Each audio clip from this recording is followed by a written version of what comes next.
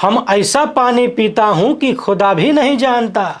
कुछ ऐसी ही कहानी बिहार के मुख्यमंत्री नीतीश कुमार और उनके बेटे निशांत कुमार के सामने आ रही है। जी हां, सुशासन बाबू के नाम से अपना प्रचार करवाने वाले बिहार के मुख्यमंत्री इसी मंत्र पर काम करते हैं कि मैं ऐसा पानी पीता हूं कि खुदा भी नहीं जानता।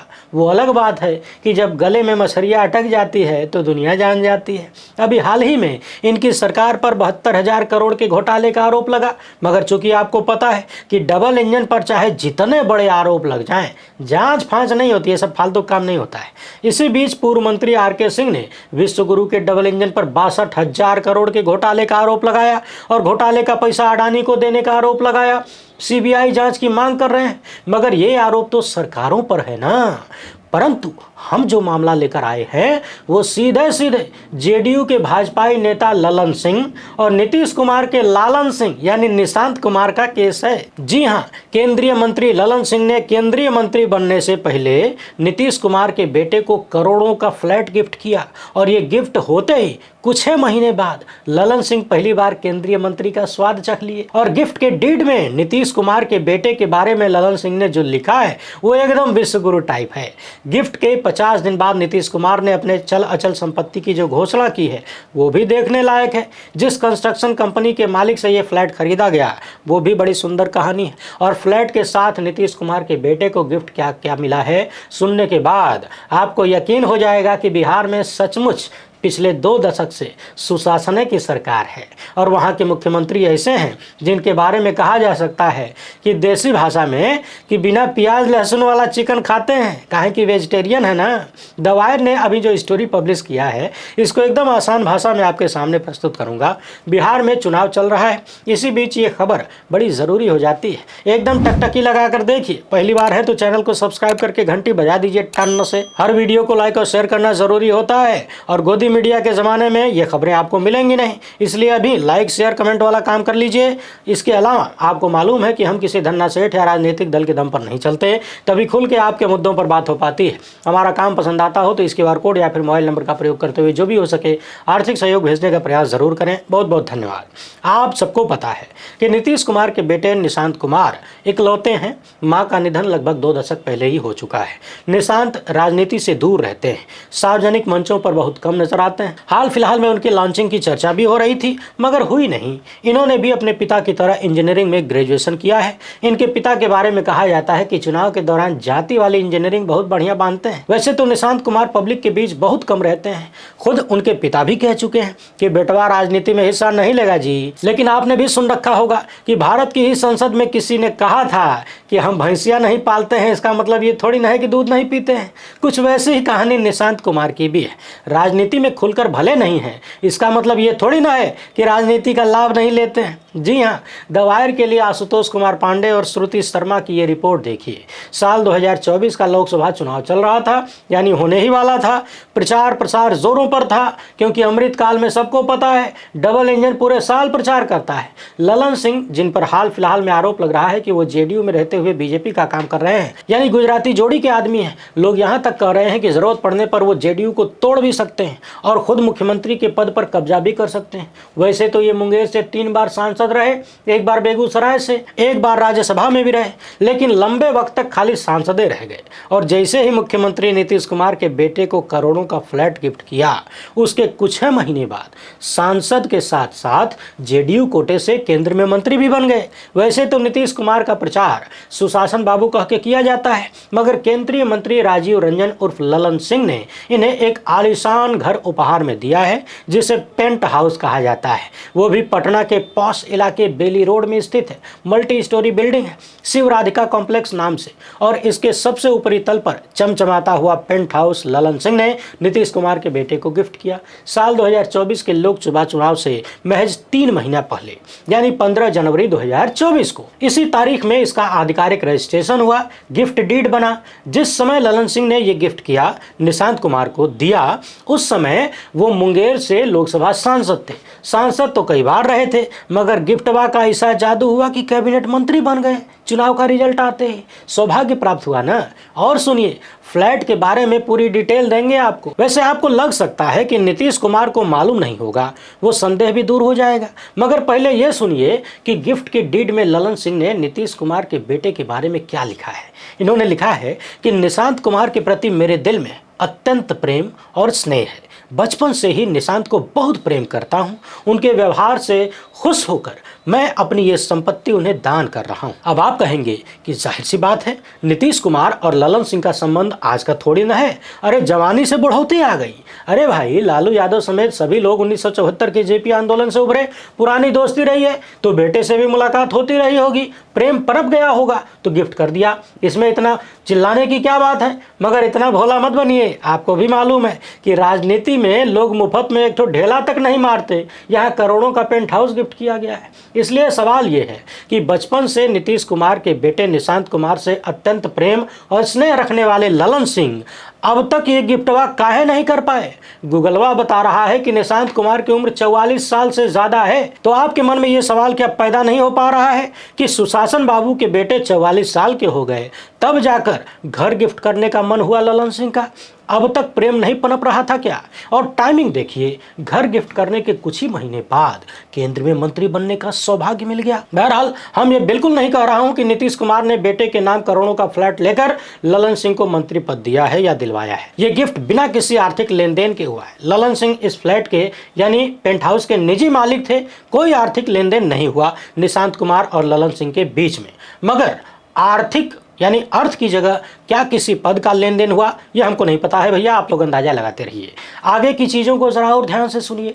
इस गिफ्ट के लगभग 50 दिन बाद विधान परिषद चुनाव से ठीक पहले 4 मार्च 2024 को मुख्यमंत्री नीतीश कुमार ने अपने हलफनामे में अपनी कुल संपत्ति 1,64,82,719 रुपया घोषित किया था। इसमें लगभग 1.5 करोड़ की अचल संपत्ति और लगभग 17 लाख की चल संपत्ति शामिल है। इसमें उन्होंने ये भी बताया था कि साल 2022-23 के लिए उनकी वार्षिक आय 4,92,810 रुपया थी। आइए अब बात करते हैं इस फ्लैट की। ललन सिंह ने साल 2020 में बबीता सिंह से फ्लैट नंबर 501 खरीदा था। साल 2015 में बबीता सिंह के पति संजय कुमार सिन्हा ने ये फ्लैट अपनी पत्नी को बेचा था।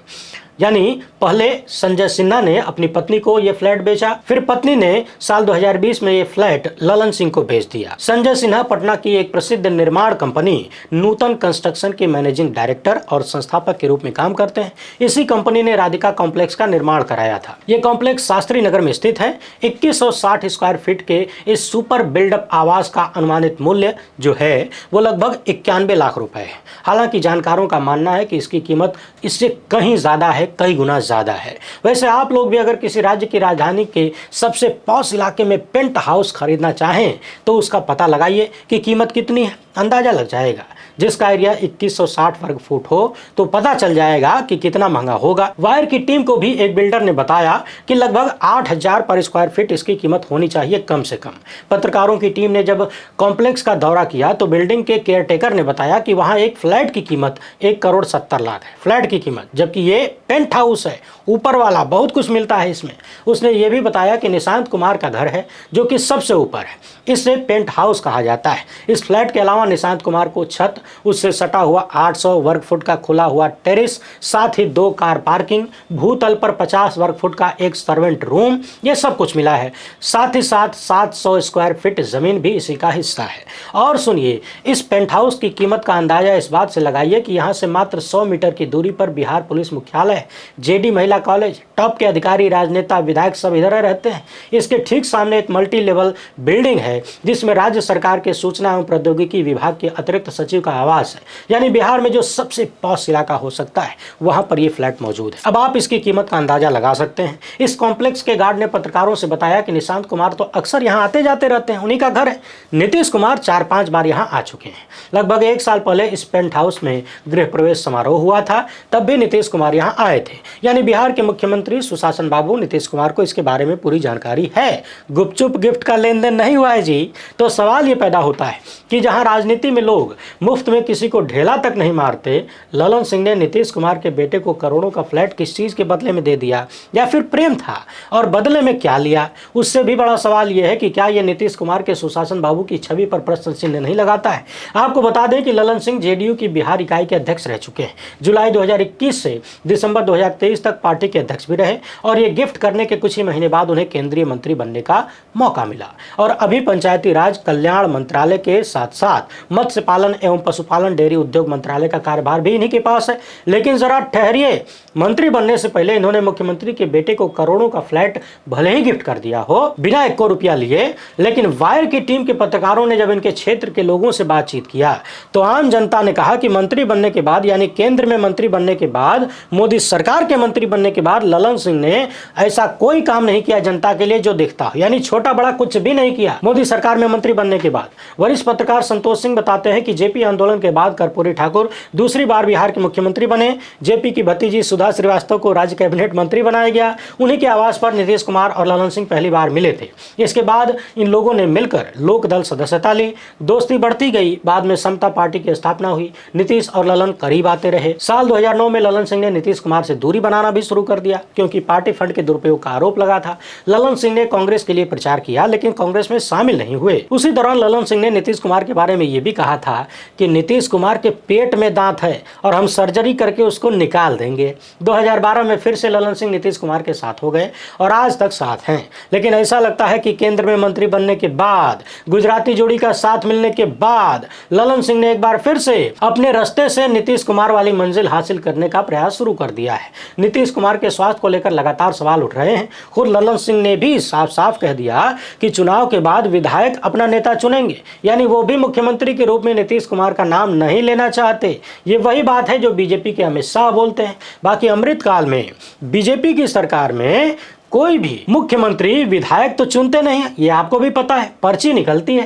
बहरहाल ये मसला तो अभी का है, मगर सुशासन बाबू कैसे सुशासन बाबू हैं जो अपनी छवि ईमानदार बताते हैं और करोड़ों का गिफ्ट बेटे के नाम करवाते हैं। हाल फिलहाल में डबल इंजन सरकारों पर घोटाले का एक और बेहद गंभीर आरोप लगा है और इस घोटाले से अडानी को लाभ पहुंचाने का आरोप लगा है। पूर्व केंद्रीय मंत्री और बीजेपी नेता आर के सिंह ने कहा है कि बिहार सरकार के मंत्री और तमाम अधिकारी 62,000 करोड़ के घोटाले में लिप्त है। इसकी सीबीआई जांच हो और इन लोगों को जेल भेजा जाए। घोटाला करने वालों के खिलाफ क्रिमिनल केस दर्ज होना चाहिए। हाल ही में आपने खबर सुना होगा कि बिहार में अडानी पावर को लंबा चौड़ा जमीन दे दिया गया, वो भी 1 रुपया में। इसको लेकर बीजेपी नेता आर के सिंह कह रहे हैं कि ये बहुत बड़ा घपला है। अडानी के साथ एग्रीमेंट साइन किया गया है कि 25 साल तक 6 रुपए से भी ज्यादा पर यूनिट कीमत पर बिहार सरकार अडानी से बिजली खरीदेगी। उनका कहना है कि कुल मिलाकर 1,40,000 करोड़ का ये घपला है, यानी महंगी बिजली खरीद कर हर साल 2500 करोड़ रुपया अतिरिक्त दिया जा रहा है अडानी को। 25 साल तक दिया जाएगा, जिससे बिहार की जनता का 62,000 करोड़ रुपया अडानी के जेब में चला जाएगा, यानी 1 रुपया 41 पैसा पर यूनिट एक्स्ट्रा देकर अडानी को लाभ पहुंचाया जा रहा है। इन्होंने बिहार सरकार के मंत्रियों और अधिकारियों पर आरोप लगाया है कि सीबीआई की जांच हो और इन सबको जेल भेजा जाए, यानी 1 रुपया 41 पैसा पर यूनिट एक्स्ट्रा देकर अडानी को लाभ पहुंचाने का आरोप इन्होंने बिहार सरकार के मंत्रियों और अधिकारियों पर लगाया है। सीबीआई जांच की मांग कर रहे हैं। इनका कहना है कि हमने तो कैलकुलेशन कर लिया है जी, अब सीबीआई इस मामले को कैलकुलेट करे कि कितना नुकसान हो रहा है बिहार की जनता का, कितना घोटाला हुआ है, कितना बड़ा घपला है। इसे लेकर राष्ट्रीय जनता दल ने लिखा कि 72,000 करोड़ रुपए के घोटाले के बाद बिहार में अब 62,000 करोड़ का घोटाला। बिहार गरीब राज्य नहीं है जी। बीजेपी और जेडीयू के नेताओं ने बिहार का पैसा चूस चूस के बिहार को गरीब बना दिया है। इनकी कमीशन खोरी के लालच में आप लोग गरीब बने हुए हैं, आपके बच्चे बेरोजगार घूम रहे हैं, आपका पैसा उनके घरों में ठूस ठूस कर भरा जा रहा है। अब जागने का समय है, कमीशन खोर एनडीए की सत्ता को भगाने का समय है। मगर इस पूरे मामले पर सबसे ज्यादा चर्चा इस बात की है कि एबीपी न्यूज ने पहले तो इस खबर को चला दिया मगर बाद में डिलीट कर दिया। सवाल यह कि किसके दबाव में, क्या डबल इंजन ने हड़का के डिलीट करवा दिया? पत्रकार आवेश तिवारी लिखते हैं कि लानत भेजते हैं तुम पर एबीपी न्यूज, सब याद रखा जाएगा। पवन खेड़ा ठीक है कह रहे हैं, यकीनन इस रिपोर्ट को दोबारा साझा करना ही पड़ेगा। भय से कांप रही बीजेपी के हिरेन जोशी कहां से रिपोर्ट हटवाएंगे? भ्रष्टाचार के इस खेल में अडानी के साथ पूरी इंडिया अब नंगी हो चुकी है। लेकिन आप लोग टेंशन मत लीजिए। अरे भाई, जब अवैध कानून बनाकर इलेक्टोरल बॉन्ड में वसूली हो सकती है, हजारों करोड़ लूट कर अंदर किया जा सकता है, जब फर्जी पीएम केयर अकाउंट बनाकर प्रधानमंत्री के नाम पर चंदा वसूली हो सकती है, चाइनीज कंपनियों से पैसा लिया जा सकता है, जब राष्ट्रवाद के नाम पर चीन को जमीन सौंपी जा सकती है कथित रूप से, और सवाल करने पर कह दिया जाए कि न कोई घुसा है न घुसा हुआ है। उरी से लेकर पठानकोट, पहलगाम से लेकर पुलवामा, इतने सारे आतंकी हमलों के बाद भी जब अमृत काल में भाजपाई नेता कह सकते हैं कि कोई आतंकवादी घटना नहीं होती 2014 के बाद, जब राफेल से लेकर पेगासस तक के घोटाले करने के बाद भी प्रधानमंत्री खुद को ईमानदार बता सकते हैं, जब आयुष्मान योजना से लेकर स्वच्छ भारत अभियान तक घोटाले की बौछार होने के बाद भी प्रधानमंत्री अपनी सरकार को परम ईमानदार बता सकते हैं, तो 1.5-2 करोड़ का फ्लैट कौन सी बड़ी चीज है? वो तो कोई भी किसी को भी गिफ्ट कर सकता है। इतनी छोटी सी चीज के लिए सुशासन बाबू की छवि पर कोई धब्बा नहीं लगना चाहिए। वैसे लग सकता है क्या? हम बता नहीं रहे, आपसे पूछ रहे हैं। आप लोग अपना जवाब कमेंट बॉक्स में जरूर लिखिएगा। वीडियो पसंद आई हो तो ज्यादा से ज्यादा ठेल दीजिए, यानी शेयर कर दीजिए।